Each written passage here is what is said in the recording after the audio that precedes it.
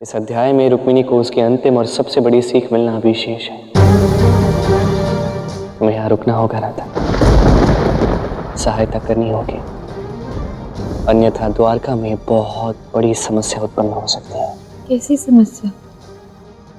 इस बार होली रंगों की नहीं, रक्त की होगी राधा।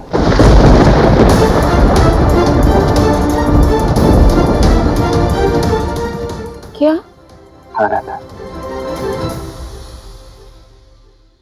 यदि तुम यहाँ ना रही, द्वारका की होली रक्त से सिंचित होगी।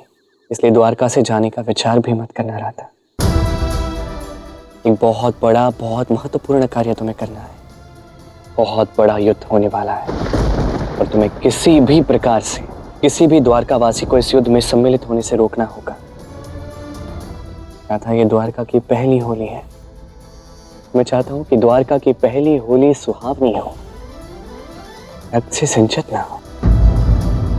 मैं चाहता हूं ये होली राधा कृष्ण के सबसे प्रिय रंग से खेली जाए, अर्थात नीली हो। क्योंकि रुक्मिणी को भी इस प्रेम की यात्रा के अंतिम गंतव्य तक पहुंचना है राधा।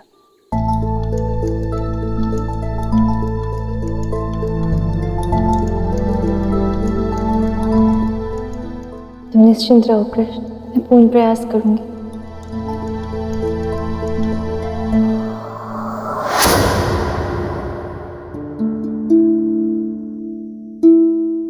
तुम और तुम्हारी लीलाएं यहाँ नहीं आए किंतु स्वप्न में आ गए। किंतु तुम निश्चिंत रहो कृष्ण, मैं समझ गई हूं कि मुझे क्या करना है। द्वारका में होली रंगों से बहेगी, रक्त से नहीं, आनंद का उल्लास होगा। और यही तुम्हारी राधा का वचन है।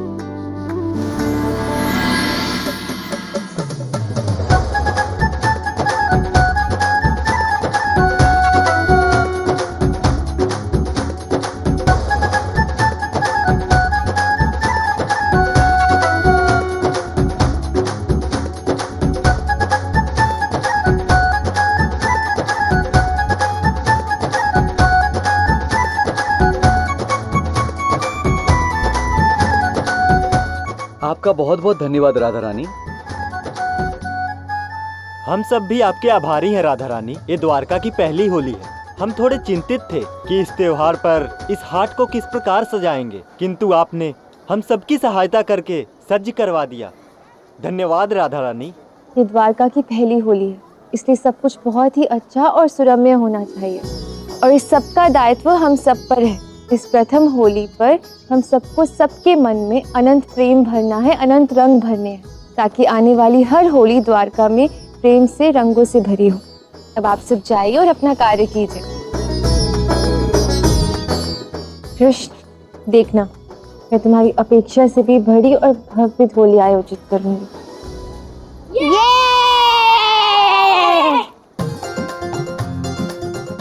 राधा रानी, सब कुछ रंगीला होगा और सबसे प्रथम रंगेगी आप।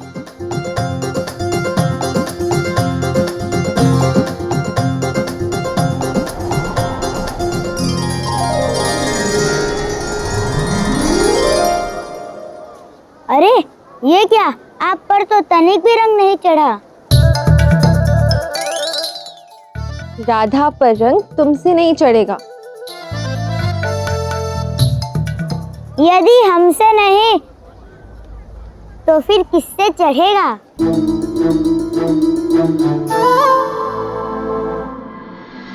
ओम नमः शिवाय।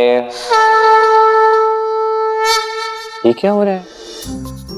महादेव मेरे आराध्य जो केवल एक पुकार पे आ जाते हैं और जितना जाप करने के पश्चात भी क्यों नहीं आ रहे? हे नारायण, कैसे आऊं मैं आपके सामने? यदि मैंने जामवंत को यह विचित्र वर ना दिया होता तो आप इस दुविधा में ही ना फंसते। एक ओर तो आपके समक्ष संसार में धर्म स्थापना का कार्य है और दूसरी ओर मेरे इस वर के कारण आप इस गुफा में फंसे हुए हैं। सत्य कहूं तो मुझे खुद समझ में नहीं आ रहा कि इस दुविधा से कैसे निकला जाए। इसीलिए आपके समक्ष आने का साहस नहीं हो रहा। आना तो आपको होगा, इस समस्या का समाधान भी आपको निकालना होगा। और जब तक आप नहीं आओगे आपका ये भक्त आपका जाप करता रहेगा महादेव। हे नारायण, ये कैसी दुविधा में डाल दिया आपने मुझे। ओम नमः शिवाय।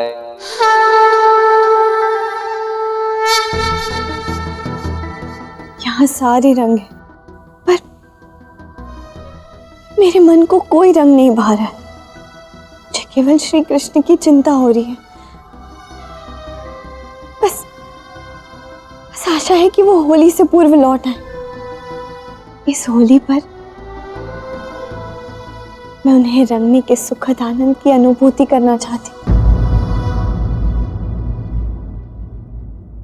रुक्मिणी,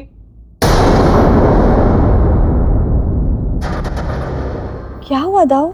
रुक्मिणी, एक अशुभ समाचार है। श्री कृष्ण तो नहीं, कान्हा को कुछ नहीं हुआ है, वो तो ठीक ही होगा।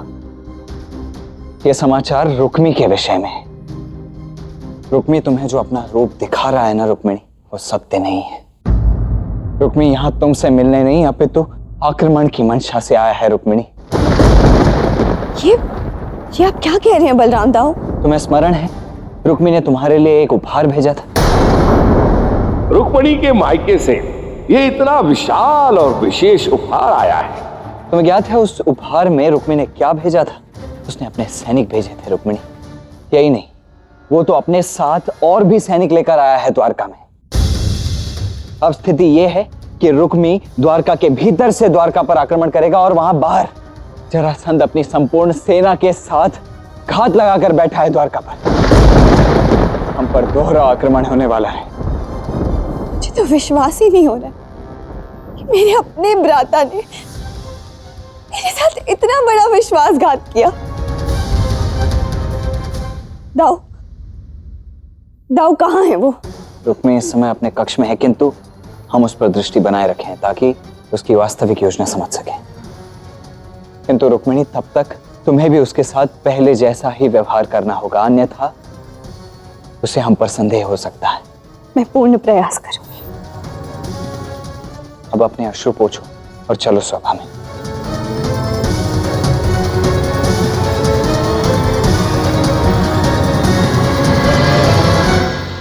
बलराम, यहाँ युद्ध की स्थिति उत्पन्न हो गई है और वहां राधा ने सारी द्वारका में होली का उत्सव मनाने का आयोजन आरंभ कर दिया है और प्रजा भी अति उत्साहित है।